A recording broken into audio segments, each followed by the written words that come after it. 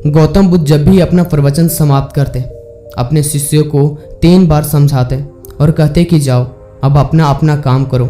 उनका एक प्रिय भिक्षु अनंत था। उसे यह बात अजीब सी लगती कि रोज रोज उसी बात को कहने का क्या मतलब है। और जब एक दिन उससे रहा नहीं गया तो उसने उन्हें टोक दिया। बुद्ध धीरे से मुस्कुराए और बोले, अनंत, तुम्हारा कहना अपनी जगह पर सही है कि भिक्षु को रोज रोज क्या समझाना कि जाओ अब अपना अपना काम करो। पर शायद तुमने यह बात ध्यान नहीं दिया कि धर्म सभा में सिर्फ भिक्षु ही नहीं, आसपास की बस्तियों को बहुत सारे लोग भी आते हैं। उनमें से बहुत से ऐसे लोग होते हैं जो पहली बार आए होते हैं। तो उनके लिए मैं यह 3 बार दोहराता हूँ।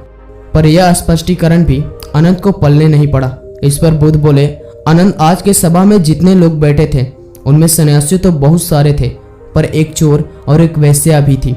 कल तुम ऐसा करना कि किसी एक सन्यासी उस चोर और वेश्या से जाकर मिलना और उनसे पूछना कि मेरे बातों को उन्होंने क्या अर्थ ग्रहण किया। यह सुनकर अनंत और आश्चर्यचकित हुआ कि इतने लोगों की भीड़ में बुद्ध ने चोर और वेश्या को एक नज़र में कैसे पहचाना, और भला मैं कैसे जानूंगा कि वो चोर और वेश्या कहाँ रहते हैं। बुद्ध उसके मन की बात समझ गए। उन्होंने अनंत को चोर और वेश्या के बारे में बताया और जाकर आराम करने को कहा।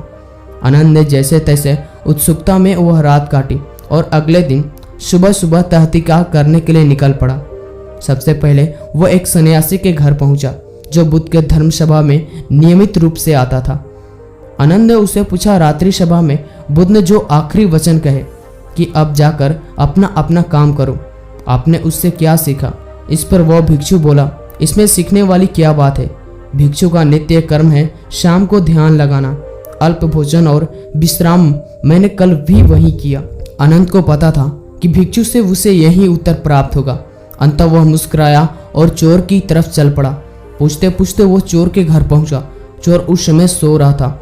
उसे उसके घर वालों ने जगाया और बताया कि भिक्षु अनंत उससे मिलने आया है। यह सुनकर चोर चौंक उठा और हाथ जोड़कर अनंत के सामने हाजिर हो गया। अनंत ने अपना सवाल दोहराया। रात्रि सभा में बुद्ध ने जो आखिरी वचन कहे कि अब जाकर अपना अपना काम करो, आपने उससे क्या सीखा? चोर विनम्र शब्दों में बोला, भिक्षु, बुद्ध तो अंतर्यामी है, इसलिए आपसे क्या छिपाना। मैं कल रात्र पहली बार बुद्ध की धर्म सभा में गया और उनके प्रवचन सुने। मेरा तो जीवन ही सफल हो गया। बुद्ध की प्रवचन सुनने के बाद मैं उनके कहे अनुसार अपने काम यानी कि चोरी करना निकल पड़ा और कल इतना तगड़ा माल हाथ लगा कि अब आगे मुझे चोरी करने की जरूरत ही नहीं पड़ेगी। अब मैं अपना जीवन आराम से काट सकूंगा। चोर की बात सुनकर अनंत हैरान हो गया। वह वहां से उठा और वेश्या के घर की ओर चल पड़ा। वेश्या अनंत को देखते ही पहचान गई। उसने अनंत को प्रेम पूर्वक घर के भीतर बुलाई और उनके लिए जलपान लेकर आई। जलपान ग्रहण करने के बाद अनंत ने वेश्या के सामने भी अपना सवाल दोहराया। यह सुनकर वेश्या बोली, भिक्षु, भगवान बुद्ध ने अपने प्रवचन के अंत में कहा कि जाओ अपना अपना काम करो। सो प्रवचन के बाद मैं अपने घर आई और अपनी नाच गाने की महफिल सजाई।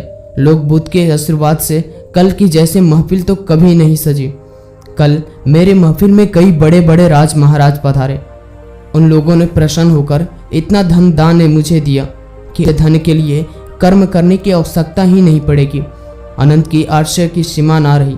वो वहां से वापस महात्मा बुद्ध के पास गया। उसने बुद्ध को जाकर प्रणाम किया और उसने सारी बात कह सुनाई। बुद्ध बोले, अनंत, इस संसार में जितने भी व्यक्ति हैं सबको मस्तिष्क अलग अलग हैं। वे सभी लोग अपने बुद्धि और क्षमता के अनुसार ही हर बात का मतलब निकालते हैं।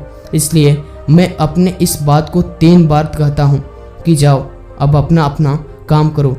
इसके पीछे मेरी सोच यही है कि किसी को समझने में कहीं कोई कमी ना रह जाए, लेकिन इसके बाद भी लोग उस बात का मतलब अपने अपने हिसाब से समझते हैं और इसका कोई उपाय नहीं है।